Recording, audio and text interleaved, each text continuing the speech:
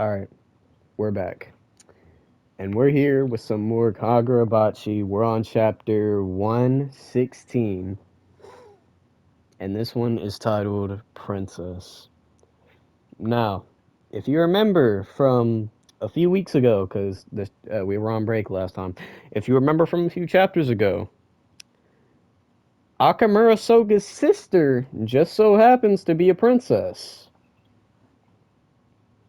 To think this might be about Chiaki would not be too crazy.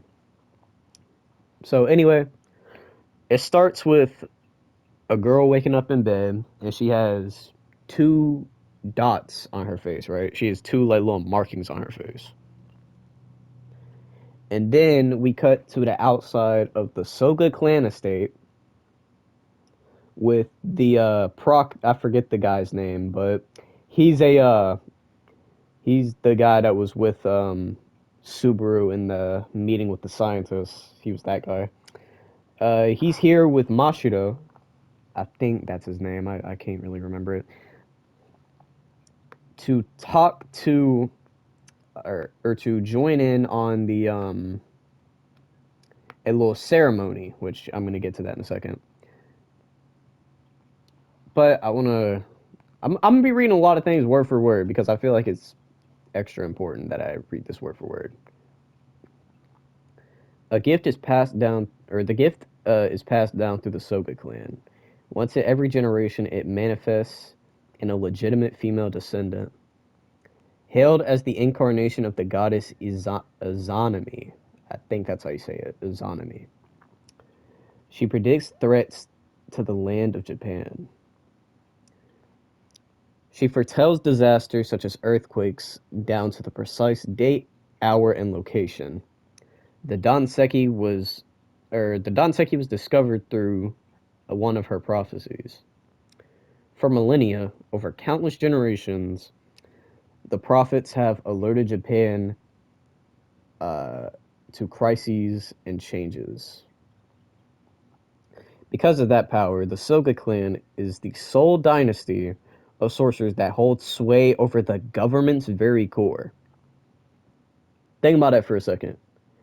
The Soga clan has so much aura, has so much leniency that they can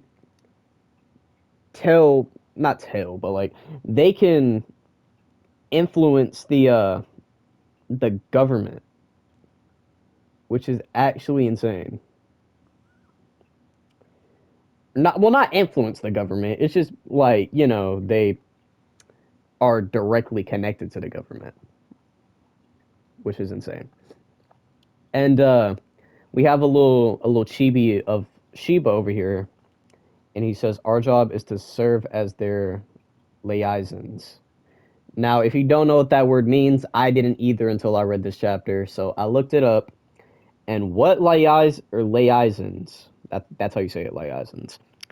And what that means, a liaison is a person or method of communication that acts as a link between different groups to facilitate cooperation, coordination, and information exchange. So basically, Shiba works as a messenger between the government and the Soga clan. So he works directly for the government, but he gets information from the Soga clan to give to the government, basically, in a sorts.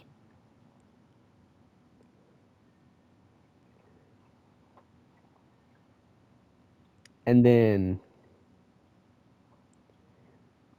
basically what's happening is that Mashiro is invited to join in on the prophecy rite,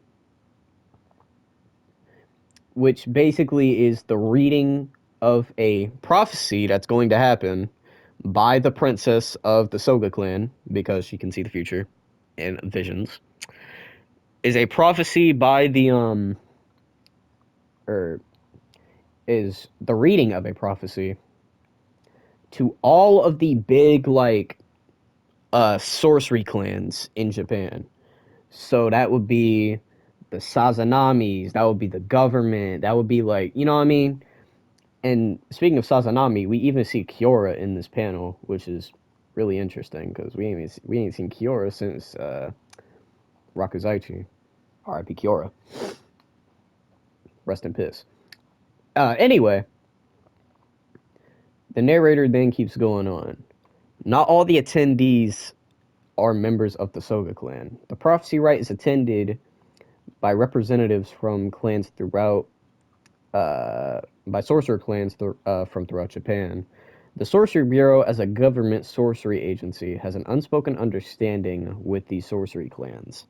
They condone their practices, provided they keep a low profile and refrain from harming ordinary citizens. So basically, whenever Kiora was keeping his son in a cage, you know, I mean, the government was endorsing that. The government was like, "Oh, that's fine. You don't got to worry about that. Ain't nothing wrong with that." So yeah, government's kind of shitty in this universe, just like real life. Anyway, here we are. Yeah, and it keeps going on.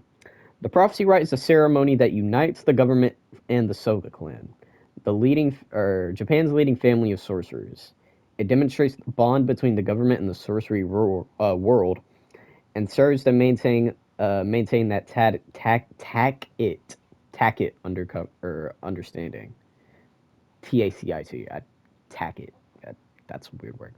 In other words, Princess Soga is the symbol of that order, and we see Chiaki's face, the girl who was at the beginning and just woke up from her bed with the two markings on her face. Yeah, we see her reading the prophecy, and her prophecy is that 8 days from now, several people from Shikoku Island will come ashore the Yurakuhama Beach. These are hard words to say. I'm so sorry. She predicts that they come in peace, and afterward, a ship will arrive bearing a royal family. Right. So, boom. That's the prophecy. Right. Pretty simple thing, honestly. And then we see, and then the rest of this chapter is just getting more into Chiaki's life as the princess. So then we have her mother telling her we should rest. I hate her, but you'll see why in a second.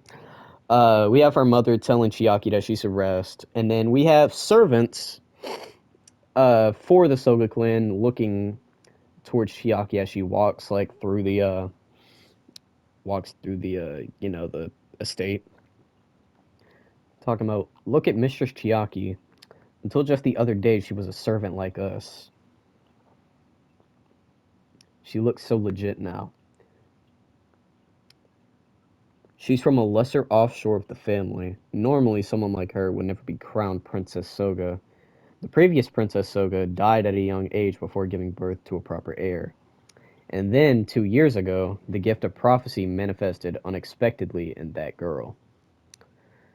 It kind of sounds like they hate on her. It sounds like people don't really like her because she inherited the role through a lesser or because she was in a lesser family and inherited the role, which is kind of crazy disrespect, but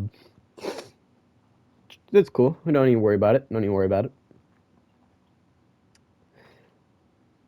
And then they're talking about in just 2 years, she and her brother, that being Akamura, aka the Swordmaster, have both achieved such illustrious heights. It's too bad that she can't see her friends anymore.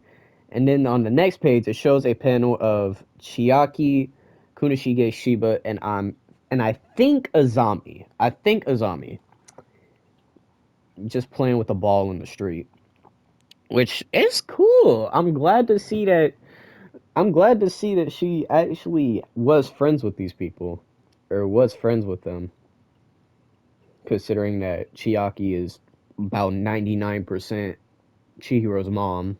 Like, there's no way. Anyway. So then we get this training montage between Akamura and his sensei. I thought this was Chiaki at first, and I was like, "Oh shit, she a fighter too?" Nah, they I ain't gonna lie. Hokazono, that's the artist of Kagurabachi. Hokazono did a really good job, like making them look alike. Chiaki and Akamura, they did a really good job of making them look alike. So then, anyway, Akamura knocks the sword out of his sensei's hand, and then we figure out why he's doing this is because he needs to get stronger to join the elite guard. And the elite guard is the top 5 warriors of the Soga clan that are entrusted in protecting the princess. So Soga wants to protect, or I should really stop calling him Soga. Akamura really wants to protect his sister, which is cool. I mess with that. I mess with that heavy. I respect that even. And then we have the teacher talking to him. Master Akamura, I told you time and time again. The only criteria you haven't met is your age limit. If it were just about fighting skill, you'd already be a commander. And then we learned that he's only 16 doing this, by the way. With the skills he has now, at 16, he would already be a commander in the Elite Guard, which is crazy. Akamura sees his sister. They have some little sibling banter going on. And then Chiaki is in a room with his mother, or not his mother. Chiaki's in a room with her mother, and she's talking about nobody says you're unsuitable anymore, which is kind of untrue. We literally saw other people saying she's not suitable. So why are you just lying to her? That feels that's not really what I would do in that situation if I was Chiaki's mother. But anyway, nevertheless, Chiaki and Akamura, I'm so proud of you both. Then Chiaki got or had got another vision, and then we see that, and then the narrator tells us that the prophecies come in fragmented images, but vivid ones. Unlike normal dreams, they fade upon waking. They're crystal clear, but sometimes it can be hard to judge. So, freaking Chiaki gets a vision that Kunishige is in Tokyo, which obviously was one of her childhood friends. And she's blushing as she's saying this, so you could assume what that means. You could assume what that means. Then her mother, God, I hate her mother. Her mother just looks dumbfounded at this.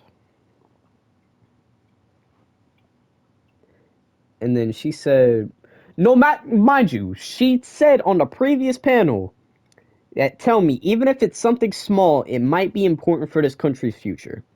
Right? So she said, tell her. She said, tell her. And then in the next panel, she wants to talk about, you think that boy has some bearing on the future of Japan. Like, you told me to tell you. What are you talking about? Like, and mind you, she don't even know. She don't even know. She don't even know what Kunishige does for the future of Japan. So, oh my god. Like, I hate her, bro. I hate her. She makes me mad. I hate her. And then she gets up and starts berating her in front of a servant. Was talking about, you never give up, do you? I thought we put an end to this after last year's incident. That being, Kunishige and Chiaki were exchanging letters through Shiba for a year, right? So Shiba was helping transfer letters from Chiaki to Kunishige, which is really wholesome and cute. Honestly, that's fire. And she's blushing as she says, or as her mother tells the servant this too, which Yeah, she wants him bad, bro. She wants him bad, man. And then her mother keeps just going on. Never satisfied, corrupted by your worldly desires, to the detriment of your sacred gift. Forget that boy and that unclothed loudmouth. I keep imploring the Sorcery Bureau to fire him. You're the Soka clan's esteemed princess. If you go on consorting with some peon, imagine the disgrace. Your destiny is to marry a man from a well-born lineage and dedicate your life to this country and this family. It's a great honor. Like, like, she pisses me off, bro. She kind of reminds me of Maki's mom. I'm not gonna lie. She kind of looks like Maki's mom too. She kind of reminds me of her, and I like. Oh my god, I hate her, bro. I hate her so much. Like, you're not even a part of this lineage. You're not even supposed to be here. If the previous princess didn't die so young, you wouldn't even be here. So I don't understand why you're talking like this. Like, shut up. Dumb bitch. God damn. My fault. She got me livid. I haven't even played Rivals today. She got me livid. Like, how's that even possible? Chiaki apologizes for this, which she really shouldn't. Her mother should be apologizing, if anything. Um, and then it cuts to Shiba and Kunishige talking in the prison cell because remember they got arrested, not arrested, but like they got held captive last time. And then we could assume that Shiba or not Shiba, that Kunishige is just thinking about giving up because Shiba says, "You sure you're just gonna give up?" And then Kunishige is confused, saying, "Oh, what?" And then Shiba is talking about, you know exactly what. Chiaki, of course, want me to take her another letter. W instigating from Shiba. W instigating. And then this man just says, "I could take you there in person, like a special or like a surprise reunion. Her mom might keel over though." This is a That's why I love Shiba, bro. He's always for the dog. He's always for the goats. He's always for his homeboy. I respect that. And then Soga, not Soga, and then Kunishige is talking about, nah, it's better this way. I don't want to get her in trouble. A guy like me should just live for the sword. Nah, bro. You know, you like what you like, bro. You can't change that, man. You can't change that. Go wife her up, bro. Wife her up. Fuck what her mom says, bro. Wife her up, please, man. And then Subaru comes in the room with Subaru special rice balls, giving them to Kunishige. Which I'm assuming they're gonna talk more about the Danseki. I can only imagine because Subaru is like 99% one of the enchanted blade wielders. So like, come on now, has to we have to talk about the Danseki. And then the last few pages are pretty ominous, honestly. This is about the prediction that Chiaki made. 8 days later. I made the same mistake whenever I read this initially. 8 days later, just as the prophecy foretold, 3 people from Shikoku landed on Japan's shore, and they delivered a letter and left. The letter requested a meeting with Shikoku's royal family. It was written in Japanese. Beneath the beneath the solitary pine tree on the shore of Irishima, the two nations met and discussed the rights to mine the Danseki. A crazy way to end off. Crazy way to end off, but yeah, they are going to be talking about the rights of between Danseki, which I'm assuming is going to lead to war, right? It's the only thing that makes sense because we all know what happens with the Seitei War and all of that. So it only makes sense that it's going to lead to war eventually, which I really don't want it to, but that might just happen. But yeah, That's me for this Kagurabachi chapter. If you enjoyed this one, see you on the next one. Goodbye and stay safe.